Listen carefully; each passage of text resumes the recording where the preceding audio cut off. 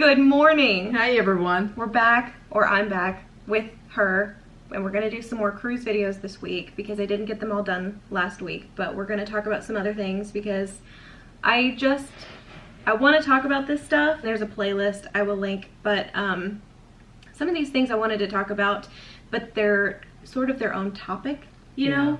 And I want to make it easier for you to find the information you may be looking for. And so I just wanted to make it all its What's own somebody video. else's experience? What should I expect? Right. Now, keep in mind every video that we have made, that I have made, everything we're going to talk about, this is our experience.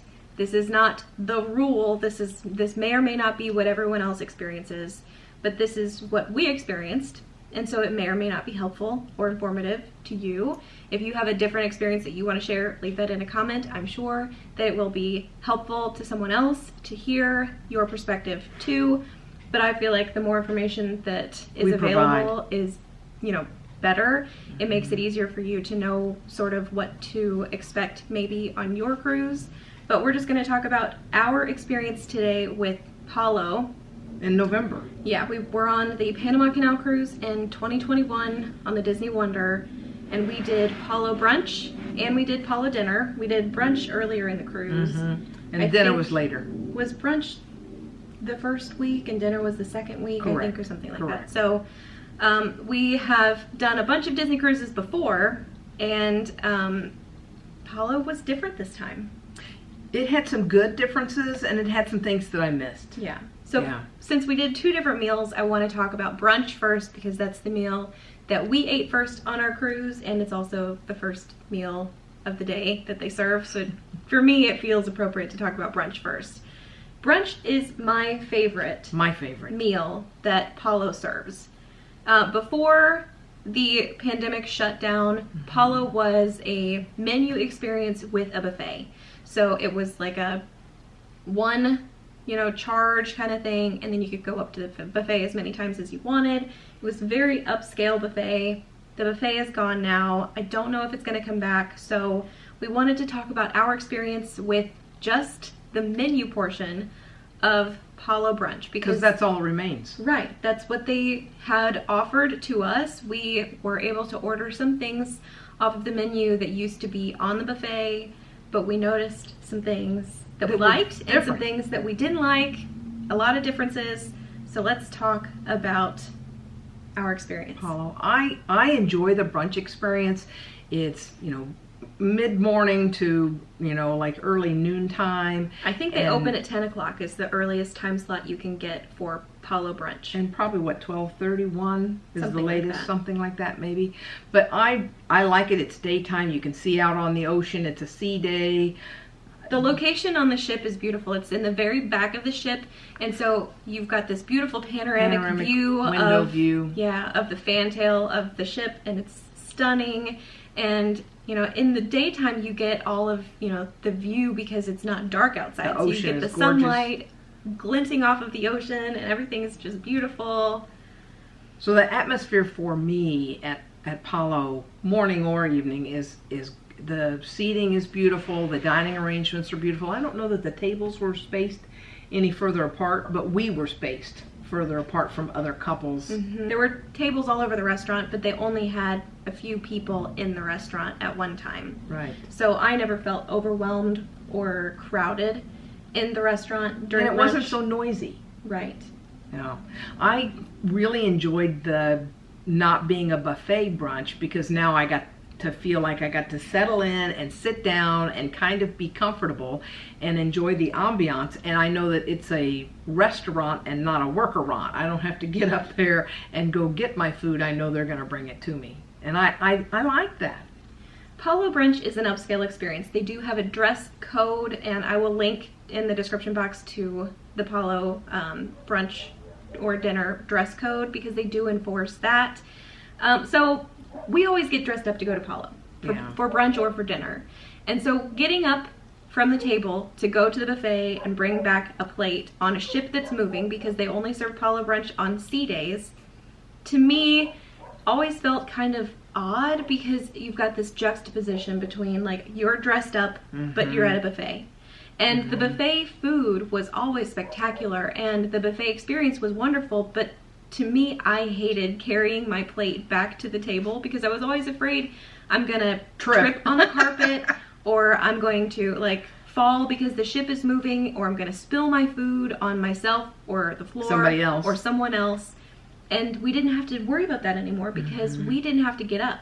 So I really, really enjoyed that I did part. too. But because now it is a seated experience, now there are numerous restrictions on the selections. I noticed a lot of selections were gone. One of the things I enjoyed the most about the buffet was the stolons and the bread choices. And she really liked the breads that they used to offer on the buffet. I missed the cheese selection.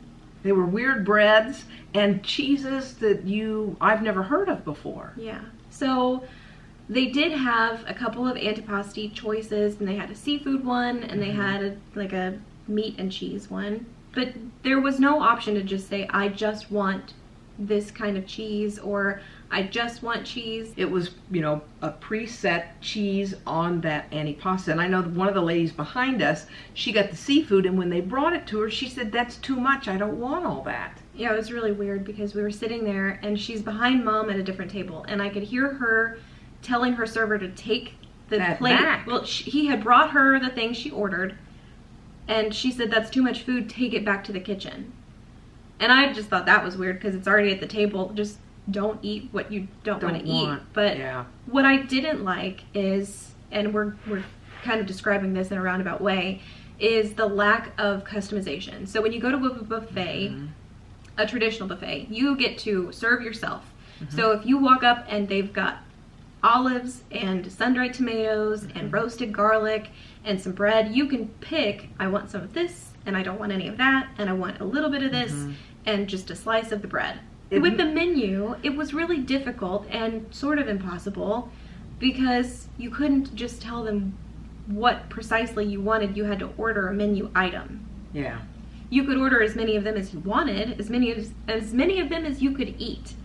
You just couldn't pick, just, can you bring me a bowl of olives? Yeah. Yeah. Which I thought, I did miss that part of Palo Brunch. Yeah, I missed being able to individualize to my personal taste, but I liked it because it was a sampling and they brought it to me. Something that I'm remembering as we're talking about this is I loved the pacing of brunch because we would order something off of the menu and we could, drink our coffee and look out at the view. She'd bring the food and we would eat. And then we could order again, but there was a lull in between what I want to call courses. And so we ate our fill. We feel like we got our $45 worth. But I didn't leave there feeling so miserable. Right. I felt like our staff was extremely educated, they were attentive, but they were not overbearing. And I felt like our server, our cast member, was very sensitive to how we had self-paced our meal. And so, we could see she was watching us, but, like if we needed water or if we had if our coffee cup was empty, then she would come and offer it. But she wouldn't come up just as you had put food in your mouth to ask you, is everything okay? I felt like she did a really good job making sure that we were at the right point of the meal and taking care of us. Yeah, our server in Palo, and we had the same one for both meals, and they do try to do that. You can always request to have the same server. Generally, they try to do that because they want to maintain that connection. But she was excellent, and I really enjoyed her. And to me, that adds to the whole atmosphere. The plating, I thought, was beautiful when they brought us that antipasta. They just had it very beautifully displayed, and it wasn't just food that looked like somebody had just put on there at a cafeteria.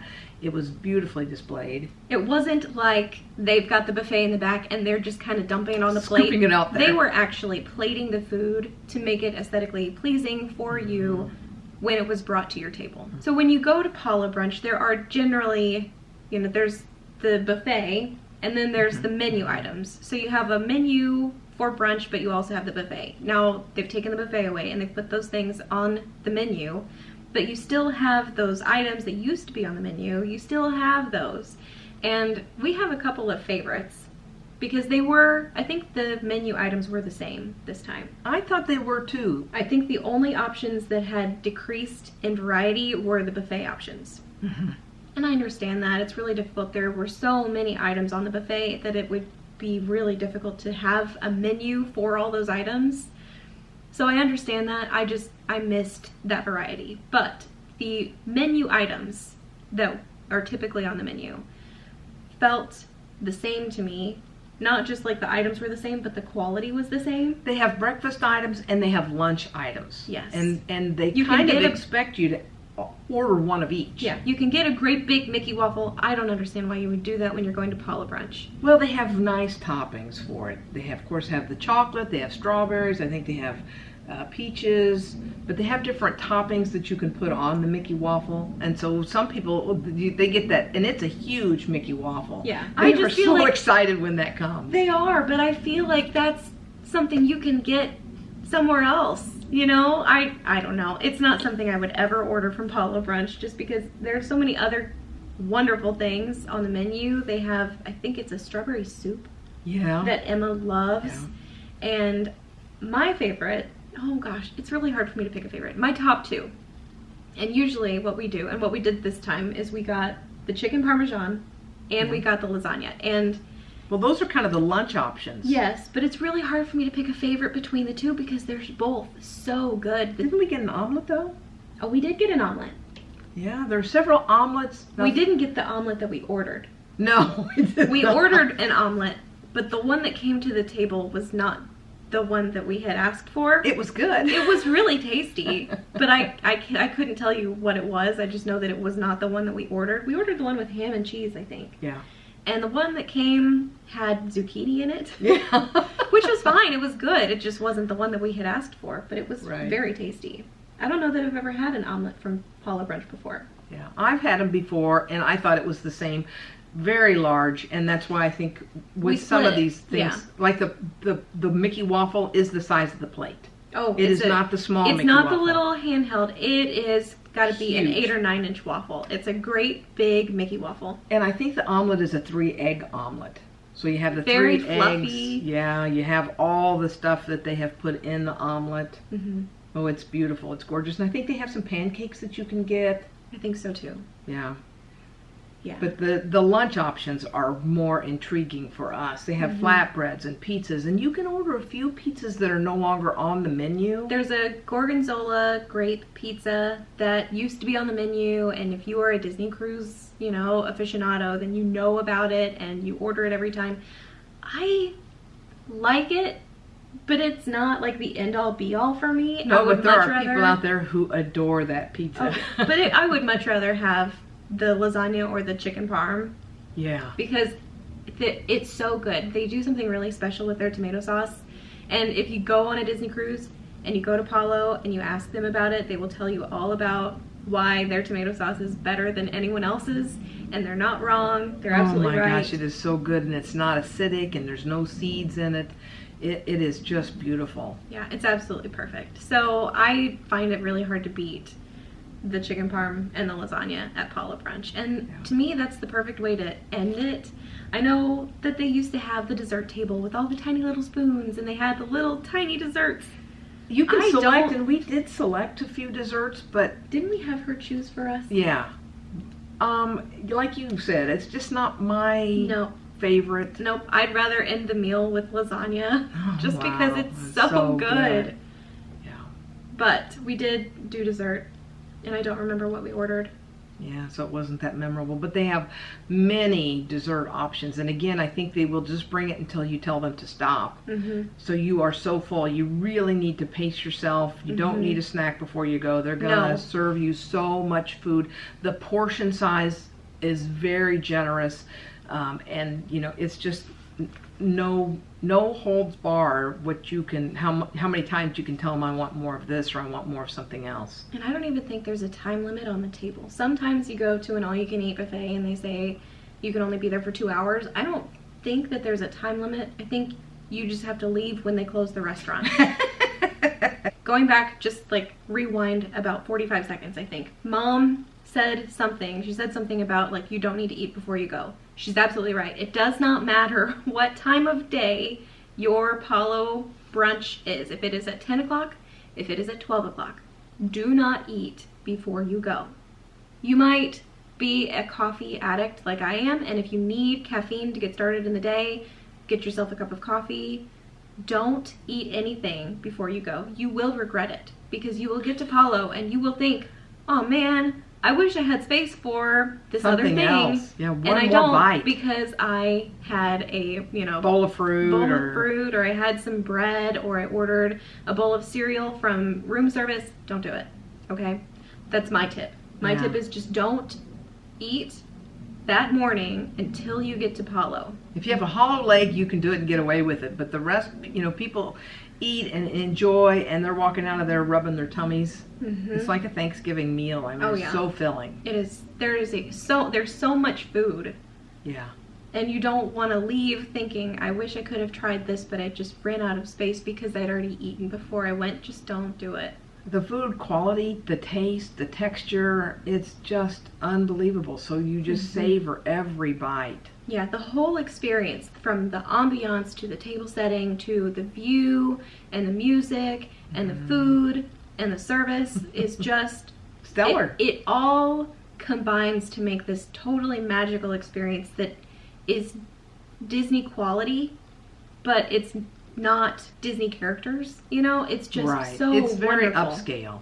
Now, like she said before, this is our experience, our interpretation, so you may have had a different experience, but for us this has just been spectacular. Right. So our neighbor is going to start mowing his yard, so you're just going to have to deal with some lawn mowing noises while we talk about Palo dinner. I enjoy Palo dinner, but every time I eat Palo dinner, I think I would have preferred to be in the main dining room. I would have preferred to watch the show, because you can, depending on the timing, you can miss out on other things. And it's just not my favorite. The food is exceptional and the service is always stellar, but I have this feeling when I'm at Palo dinner, I'm missing out on the main dining room. If you don't like a specific meal or like menu in the main dining room, or you don't like a dinner experience in the main dining room, then I think Palo dinner may be your better bet. If you can schedule it on the night of that. Right. There's kind of no way to know what you're going to have on that specific night when you're booking your Palo dinner experience. And we'll talk about booking at the end of the video. But I really like the pirate meal experience. I like the pirate menu. Now, we've got some friends, the people we traveled with on our Panama Canal cruise, don't like the pirate menu at all, and they were in Palo that night. And they were delighted.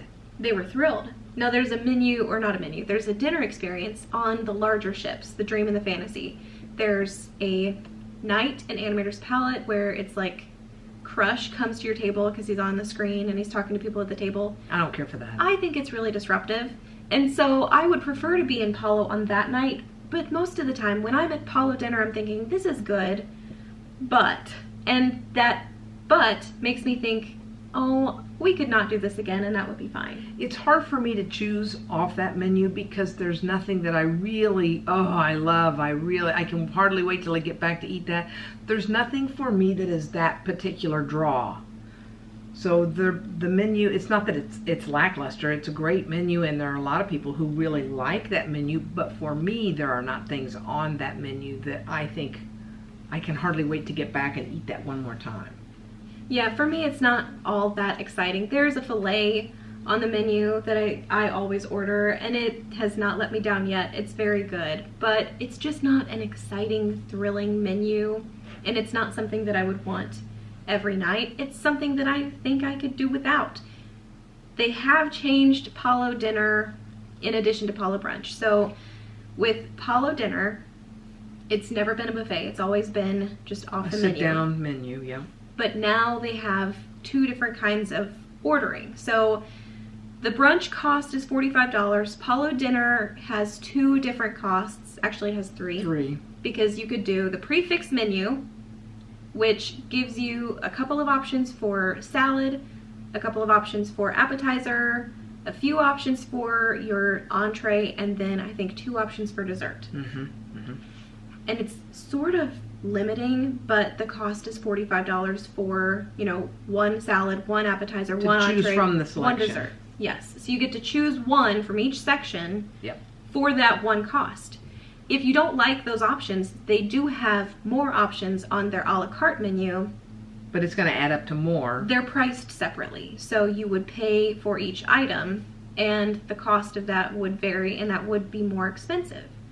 They used to bring around the antipasti cart, which was just a dazzling experience. Yeah, it was glass covered. It was a wooden cart with a glass cover, and the food inside was stunningly beautiful, and they would build this antipasti platter for your table at the table, so it was tableside. And it was just such a immersive experience, and you're thinking the whole time, just leave the cart and a fork, and I don't need anything else. You can go away and just leave me here with this, and I'm happy. And now that plate is, I think, $18 or $20, and it's really expensive for what you get. If you choose to do the prefix menu, you can order some a la carte options. So if you want the prefix menu, but you also want the antipasti plate, you can do that. They will let you. But I just feel like it's a money grab. It's so much more money now to me. Yeah, it's like than it was before. You know, everything you choose, you know, they're ticking off these extra charge. You hear the cash register ringing in the back of your mind. And then, so the third price option that I haven't mentioned yet is the wine pairing. So it's, instead of $45, it's $70. And that's actually what we did this time. It's the first time we've ever done it. I've never done the wine pairing before, and I think I would enjoy it more if I liked the sommelier? Yes, if I shared similar tastes to the sommelier, because I felt like the sommelier on the cruise had very niche wine taste, and so I just didn't agree with what he paired with our food, and he didn't even ask us what we liked. We've been on a cruise before with a sommelier who said, drink what you like, not what people say that should go with this food. And I really appreciated that perspective on that cruise, because I felt like I'm being pressured to drink red wine with, you know, red meat because that's what you should drink. But I am not really a big fan of red wine, and I prefer white wine. And so I would have preferred him to, you know, come to the table and talk with us. What do you like? That's what I was most profile? disappointed in, is he didn't come by our table and speak with us. He came to our table one time to pour us a glass of wine, and we got a different glass of wine for each course. So we had a glass of wine with our appetizer, a different glass of wine with our salad, a different glass of wine with our entree, and a different glass of wine with our dessert. But he came to our table one time. And he did not ask us, you know, what are your likes, what are your dislikes, are there any wine styles that you like or any that you don't like. And then I had thought, and now I would have hoped, that maybe a different sommelier would have come back after the first course and said, you know, I've spoken with your server and I see this is what you've ordered for the second one. How did you like the first one? What did you dislike? What did you like about that first wine pairing? Right. And we never saw the guy again. No.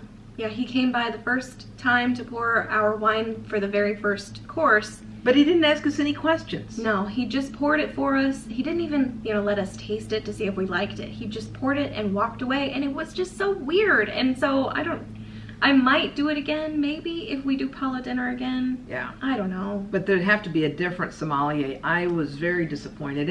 And you know, I guess we need to give a little background. We did the dinner later in the cruise, and we had already met the sommelier at one of the wine tastings. And so I kind of felt like we already kind of knew what his likes and dislikes, because the sommelier is the one who does the wine tastings, and they choose those wines, not the guests. So they choose those wines, and then they discuss those wines. And in the wine seminar. So we knew sort of what he liked, which maybe should have been our clue not to do the wine pairing. But we'd never done it, and we wanted to experience it. Yeah. I did think that $70 for what we got was a good value. I did too. Because $45 for dinner, and then, what is it, $25 more for four glasses of wine. Now, they were not full. No, but they were very good pours. They were probably 3-ounce pours, so a little shy. of a regular pour. Let's talk about booking, because you don't do it, and I think that there are a couple of secrets. So when your booking window opens, and this is different for, like, I think it depends on the level of Castaway Club you are. When your booking window opens, the first thing that I book is Palo Brunch, because those are very, very limited. Okay, they only do Palo Brunch on sea days. There are only so many tables open, and you know, they really make it difficult for you to get a reservation. So that's the very first thing that I book. And then after I book Palo Brunch, I'll go through and I'll book other things like beverage seminars. The on-ship things are the things that I think are so limited. The port adventures, I think, are more available. You know, there's more of them, and they're less likely to sell out before you get there. Of course, I do this all in one sitting, but the very first thing I book is Palo Brunch, and then one of the last things that I book is Palo Dinner. Now, you do this online. You don't call them, do you? No, I don't call. I think if you have concierge, if you're sailing in a concierge stateroom, there's a shoreside phone number that you call, and they will book everything for you. You just have to tell them what you want. So they will do it all for you, and you don't have to do anything. Now, I'm a control freak, and I like to do it myself because I want to make sure that I'm getting it when I want it. Now, if you've never sailed before, you're not going to know when you want to do it, you know, during your cruise. Just go on the cruise, get it when you can get it, and get it whenever you can get it, yeah. But I really like to have Palo Brunch like halfway through the cruise. I don't want to have it too early, because then it's over and you don't have that to look forward to. Well, and the second day, I'm, you know, almost like it's a letdown, because I've been so keyed up to get on the ship, and I've been, you know, working extra to try to get everything caught up. You can't get ahead, but to try to get caught up so I can go, because I don't want to have work on my desk when I get home that I should have done before I ever left. So that second day, I feel like I'm a zombie, because she's sort of almost like hungover, like a work hangover. And so I try to never book anything for day 2.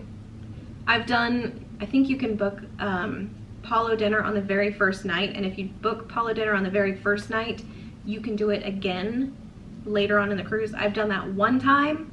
I will never do that again, because getting on the ship is such a, like, almost traumatizing experience, and you're so tired, and you just have all of these things going on in your head and all of these external factors. And so I did it one time, and that was with Dad.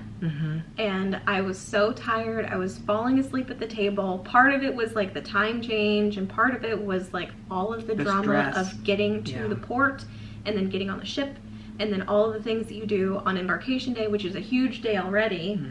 And so you can do that if you want. If that's for you, go for it. I'm very happy for you. You will get to have Palo Dinner twice.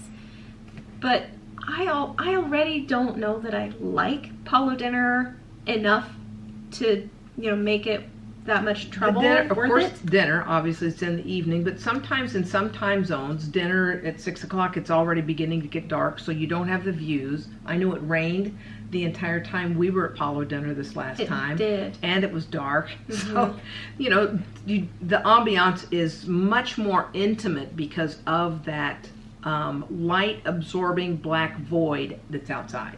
Right. So sometimes they will have like a live musician. We didn't have one. Sometimes they'll have like a violinist who is inside the restaurant, and she'll come table to table, and we've experienced that before.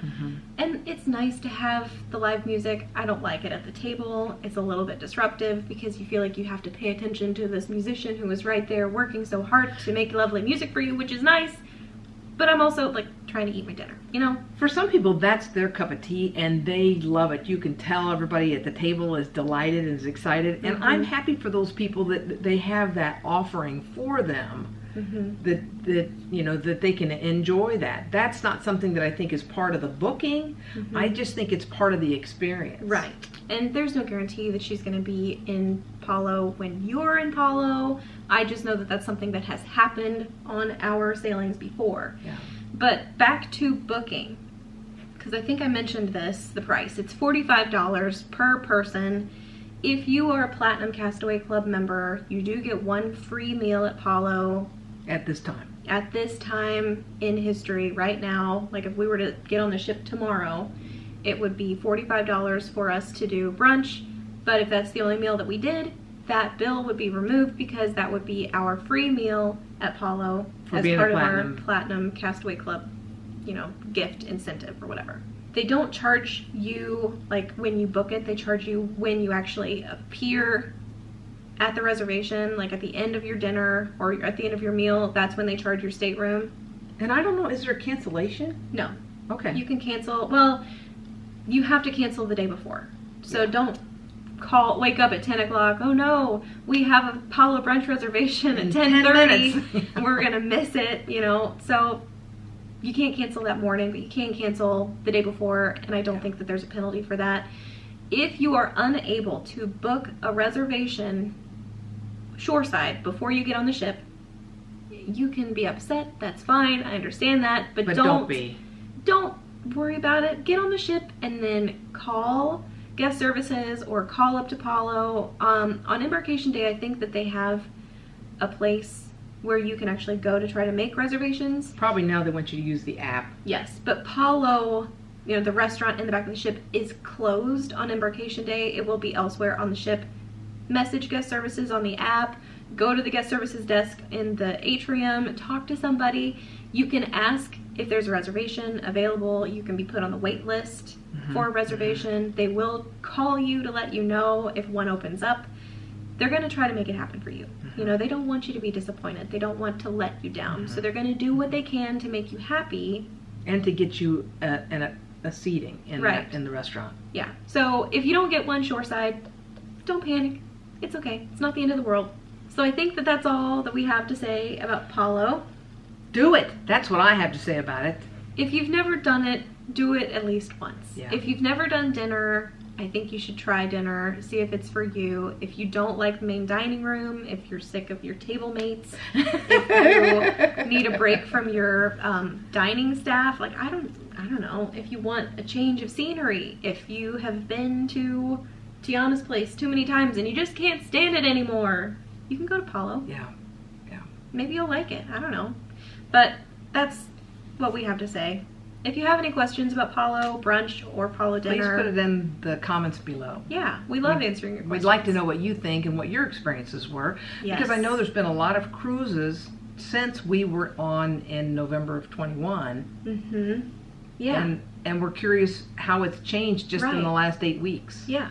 So that's going to be it for today. You guys will see us in another cruise video probably really tomorrow. Soon. Yeah, probably tomorrow. Because we've got lots of things to talk about. But that's going to be it. Bye. Bye. I want to ride my bicycle. I want to ride it where I like. Hi, kitty. You going to be there the whole time? As long as you don't clean yourself. Bottom. Yeah. She's like, don't worry. I never do that.